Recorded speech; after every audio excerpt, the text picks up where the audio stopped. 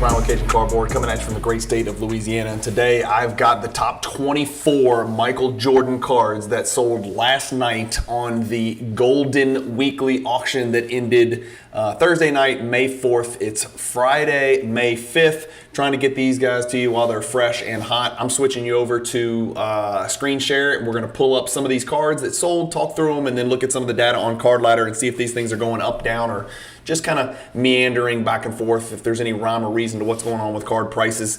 Again, I use Card Ladder as my data tool. I've got 1, 2, 3, 4, 5, 6, 7, 8 of these looked up in Card Ladder, so we'll take a peek at some of them. I can't do all of them. I do the PWCC Weekly Auction recap where we do the top 100 basketball cards every Monday. You guys who watch my channel know you're getting those pretty consistently every Monday morning. I'm going to try to start doing these Goldin Weekly Jordan only, top 24 only, because I don't have tons of time to add another like consistent scheduled piece of content onto the channel, because I like to do a lot of the unique and novel stuff as well, some of the unscripted stuff, but I'm going to try to do these pretty consistently. So here's my first stab at it. So 24 Jordan cards, 8 rows of 3. The first card you're going to see is this 2003 Upper Deck SPX winning combos dual warm-up. It's a Wizards Jordan with a Kobe Bryant from 2003 SPX. The card sells for $390 in a PSA 8 slab. The first card we'll look up on Card Ladder is this banger here. It's a 1993 Ultra Scoring Kings PSA 7, sold last night on the Goldin Weekly for $432, which includes the buyer's premium. As you can see, there it is, down a little bit from the prior $455, down a little bit from the $515. The average sale price over the last 3 months for a Scoring Kings PSA 7 is about $490. The lowest ever is $420, so not a great result last night. Again, look at the card itself. It might not be a great 7. It might be an average 7 or a below average 7. I don't know. I don't have time to examine every card, but that just kind of gives you an idea. The card's down 15% based on this last sale price. But like I said, the average is about $490. This one last night sells for about $430. The next card, which is pretty cool because I own a copy of this card. I'm pretty excited about it. Not the price or anything like that, but the card. Jordan is using Patrick Ewing as a springboard in this picture with the great Mark Jackson and Paxson looking on in the background. But this is the 92 Stadium Club card number 1. That's a pop 8 trillion, right? We know that. But this is the members only PSA 10, which makes it a little bit more rare. It's a pop 166 card. It's been graded about 800 times, something like that. A little bit less than that, maybe 720 something times. 28% gem rate, 49% gem rate. There's only 166 PSA 10s, and this was one of them last night. This is what the card's done. Actually, believe it or not, this is very rare for a pop 166 card, but 2 of them sold last night. One ended on eBay for $623. This one on Goldin ended for $483. So bad result there on the Goldin Weekly. Great result if you're the buyer. Bad result if you're the seller. The one on eBay sold for $625. It's about, what, 140 bucks more. So not a great result there. What Card Ladder does is it takes those 2 numbers, it gets you an average, and then it spits it out. The really interesting thing is that the 2 before that had sold for $650 and $659. So this card was sort of on the uptick, and then last night 2 data points bring it back down a little bit. The card sold for an average of $550 over the last 3 months, down 11% based on those 2 sales last night being averaged together. We got a Jordan sticker PSA 6 that does $500. We got a BGS. A lot of Jordan stickers in this top 24. I don't know why. I don't know what the deal is with that. There's a big sell-off. The BGS 7.5 sticker sells for $150 more. Let me know which one you'd rather have, the PSA 6 on your right or this BGS 7.5 on your left. I'm going with the sticker on the right, at least based just on the front and just on the centering.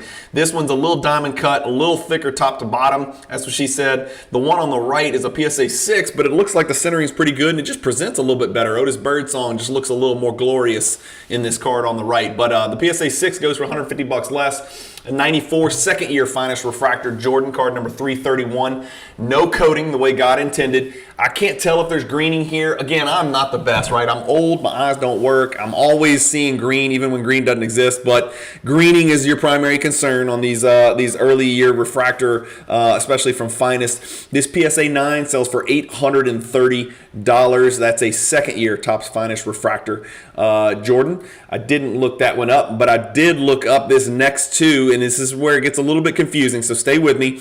These are the BGS 8 stickers. It's not the same sticker. They have different serial numbers, so 2 different stickers. One sells for $869, one sells for $870, one gets 46 bids, one only gets 18 bids. That's the first weird thing about this. Again, subs are different, so not the same card, despite the fact that they're the same BGS 8 grade. If we pull it up in card ladder, we got 869 and 870, and we go to view all sales. The last one sold for $1,400. The average sale price is $1,100. The lowest it's ever sold for is $840.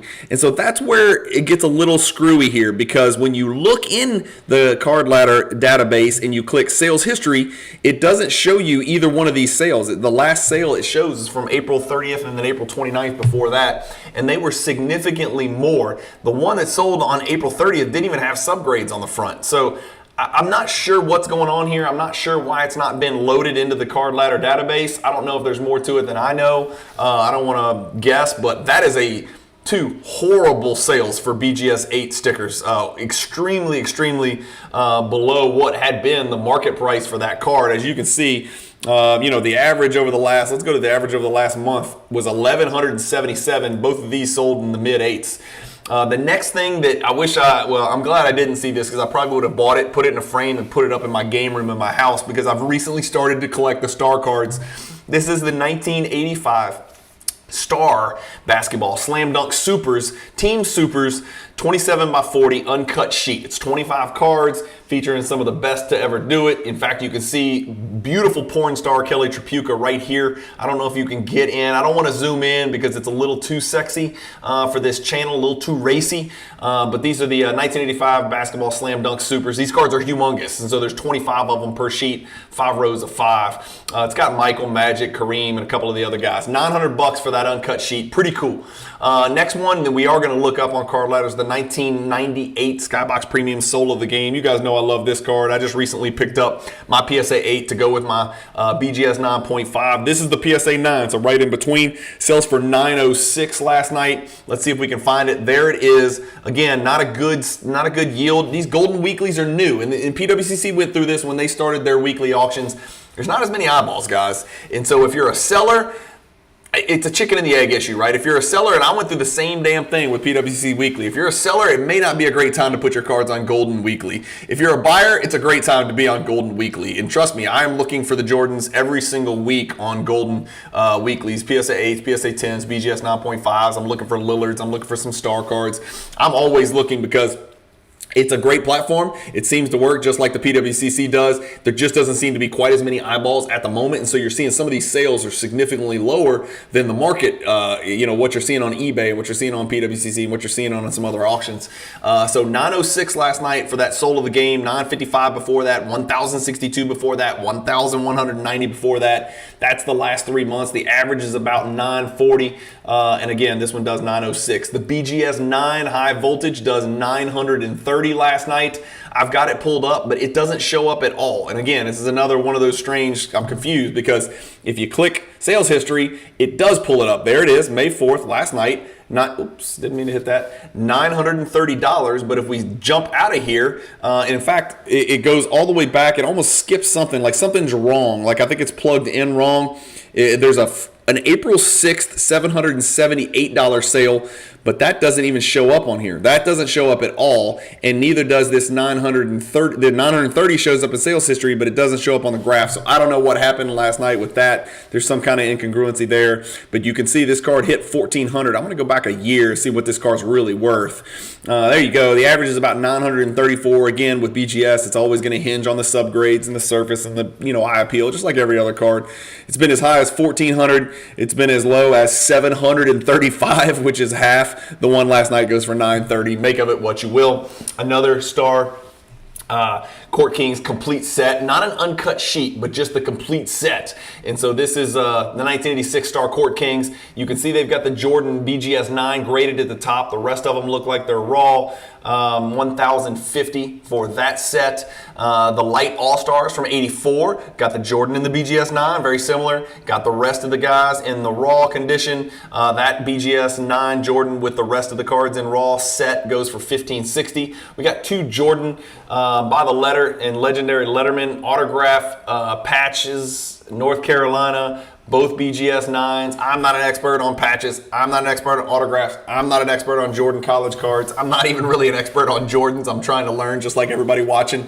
But these go for $21.60 and $22.81. Pretty similar prices, both from Upper Deck, one from SP Authentic, and then the other one from Upper Deck Letterman.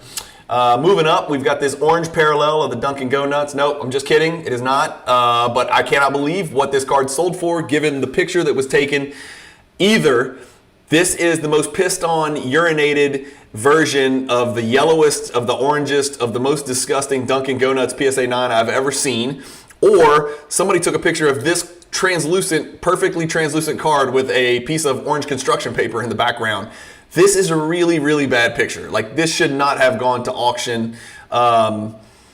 48 bids somehow. I don't know if people think there is an orange pair. I don't know what's happening here. Somebody comment if I'm nuts here, but I would never in 10,000 years have ever bid on this card. And I definitely sure as shit would not have bid $2,340 for a yellow PSA 9, yellow/orange.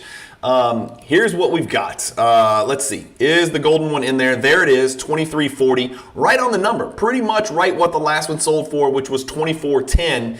And again, you can look at the picture of that one. This one's hard to tell too because it's got a dark sheet behind it, so it looks black. And you know, just like this picture here on Card Ladder, it looks like it's a black card, right? With a bunch of pink and orange lettering on it. It's not. This is a purely translucent card. It's almost like a glass. It's almost like those Upper Deck glass products. It's supposed to be taken with a piece of white paper behind it, so you can tell if the card has turned, as they say, or yellowed or not. But this card sells for right on the number last night, despite that horrific picture. Next to it, we got a 2011 Upper Deck Industry Summit Signature Jordan, hand serial number to 10, BGS 8 with a 10 for the autograph. I don't know anything about it. 9.5 Slam Cam. That is one we do need to look up. 1996 Skybox Z-Force Slam Cam number SC5. It's a BGS 9.5 gem, minimum gem, 2,610 for that one. I've got it pulled up. Here it is, 2,610 last night. About a week ago, it sold for 3,300. So not, again, not a good result. Not the place to sell this card. It's just not. I almost wish I'd have seen it because I'd have bought another one. If I'd have known it was going to sell for 700 below the last comp, I'd have probably bought one. That is definitely the lowest over the last 3 months, over the last 5 sales. If we look at the last year, that's about the worst one. Yep, that's the worst sale over the last year of the last 14 sales. So again, cards are sneaking under the radar. That's good and bad. There's pros and cons, right? And it's going to take time for Goldin to get the eyeballs. It's going to take time for people to get consistent with marking their calendar. Hey, every Thursday night, Goldin's got a weekly auction ending. I got to go check it out. And you got all these other auction houses. So there's a lot of cards going up in a lot of places. That means there's areas for arbitrage in this hobby. It doesn't mean this card is worth $26.10. It just might have been selling on the wrong night, on the wrong platform, at the wrong time, with the wrong people not looking at it. There's room for arbitrage because there's so many places that people are selling their damn cards right now.